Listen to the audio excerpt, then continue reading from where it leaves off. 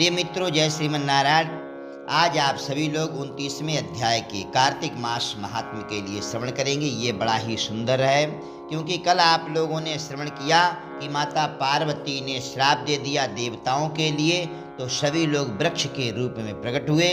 उनमें 3 देवता जो ब्रह्मा, विष्णु और महेश, वो पीपल और बट वृक्ष, साथ में पलाश, इन 3 रूप में देवता ब्रह्मा, विष्णु और महेश के रूप में परिणित हुए। आज आप सभी लोग कथा श्रवण करेंगे यह 29वें अध्याय की। ऋषिगणों ने सूत जी से कहा कि हे सूत जी, पीपल के वृक्ष का स्पर्श रविवार को क्यों नहीं करते हैं, इसको स्पर्श। सूत जी ने कहा, समुद्र के मंथन करने से जो रत्न देवताओं को प्राप्त हुए, उनमें से देवताओं ने लक्ष्मी तथा कौस्तुभ मणि भगवान विष्णु को समर्पित कर लक्ष्मी जी को जब विष्णु भगवान अपनी भार्या बनाने के लिए तत्पर हुए, तब विष्णु भगवान से लक्ष्मी जी ने निवेदन किया। लक्ष्मी जी ने कहा, मेरी बड़ी बहन अलक्ष्मी का विवाह हुए बिना आप मुझे छोटी बहन से विवाह कैसे कर सकते हैं? अतः आप पहले मेरी बड़ी बहन का विवाह कर लें, तदनंतर मेरा विवाह कीजिए, क्योंकि यही प्राचीन नियम है।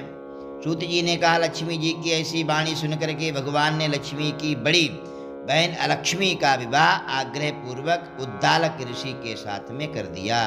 वो अलक्ष्मी बड़े मुख, उज्ज्वल दांत, वृद्ध के समान शरीर, बड़े बड़े लाल लाल नेत्र और रूखे बाल वाली थी। उद्दालक मुनि ने भी उसे विष्णु भगवान के आग्रह से स्वीकार करके वेदध्वनि से गुंजित अपने आश्रम में ले आए। हवन के पवित्र धुएं से सुगंधित, वेदध्वनि से मुखरित उस मनोहर आश्रम को देख करके वो अत्यंत दुखित होकर के बोली। ज्येष्ठा ने कहा, इस आश्रम में वेदध्वनि हो रही है, इस कारण यह आश्रम मेरे रहने के योग्य नहीं है, अतः मुझे किसी दूसरे स्थान पर ले चलो। उसे सुन करके उद्दालक मुनि ने कहा, हे कांते, तुम इसमें किस लिए नहीं रह सकती, और तुम्हारे रहने के योग्य स्थान कौन है, वो मुझे सुनाओ।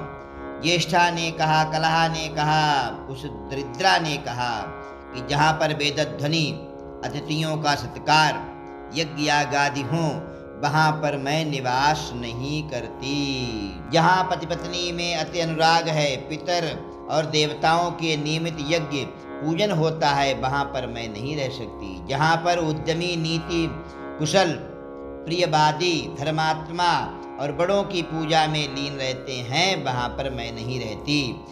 जहाँ पर दिन रात स्त्री पुरुषों में लड़ाई होती है, सुनिए कहाँ कहाँ दरिद्रा रहती है। जहाँ दिन रात स्त्री पुरुष में कलह कलेश, लड़ाई झगड़ा होता है, और जिस स्थान में अतिथियों का निरादर हो, जिस स्थान से अतिथि निरादर हो करके लौट जाते हैं, जहाँ पूज्य वृद्धों, सत्पुरुषों और मित्रों का अनादर हुआ करता है, और जहाँ अति कठोर वाणी बोली जाती है, दुराचार्य तथा दूसरों के धन को चुराने वाले, पर स्त्री गमन करने वाले प्राणी, जहाँ नित्यशा गायों का वध, मद्यपान, ब्रह्म हत्यादि पाप होते रहते हैं, वहाँ मैं प्रसन्नता पूर्वक रहती हूँ। जहाँ सुमति तहाँ संपत्ति नाना, जहाँ कुमति तहाँ विपत्ति निधाना।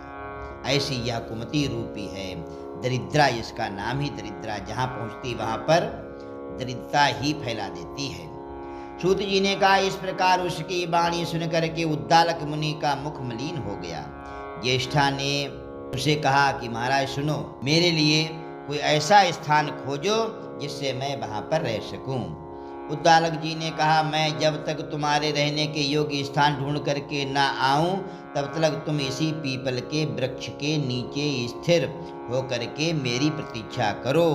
सूत जी ने कहा कि उद्दालक उसको वहाँ बैठा करके स्थान ढूंढने के लिए चले गए।